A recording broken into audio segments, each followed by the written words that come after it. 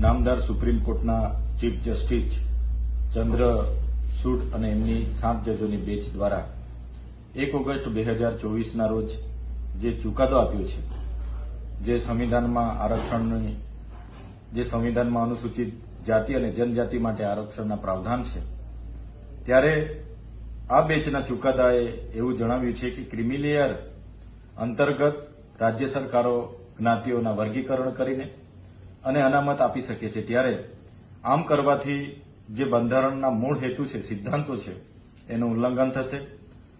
આરક્ષણમાં વધારો કે ઘટાડો કરવાની સત્તા આર્ટિકલ 341, 342 મુજબ એ રાષ્ટ્રપતિ કે સંસદને જ હોય છે। ત્યારે રાજ્ય સરકારોને આવા અધિકારો આપવાથી આવનાર દિવસોમાં અમુક ચોક્કસ જ્ઞાતિ, પેટા જ્ઞાતિઓને પોતાના તરફ લેવા માટે અમુક વૈમનસ્ય ઉભું કરવામાં આવશે, જેના લીધે વર્ગ વિગ્રહ પણ થશે।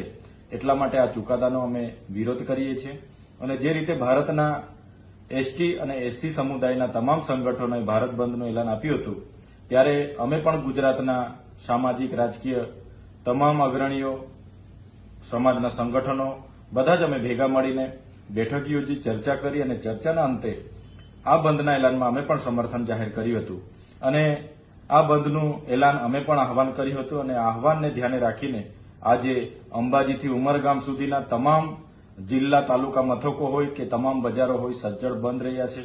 ત્યારે આજે આદિવાસી સમુદાય હોય કે તમામ સમુદાય વર્ગના લોકોનો આ પ્રસંગે એકતા બતાવવા બદલ અમે સૌનો આભાર માનીએ છીએ અને જ્યારે પણ સંવિધાન અને આરક્ષણની વાત હશે, ચોક્કસ આવી જ એકતા આવનાર દિવસોમાં પણ અમે બતાવીશું અને સૌ એક સાથે રહીને સંવિધાન બચાવવા માટે આગળ લડીશું।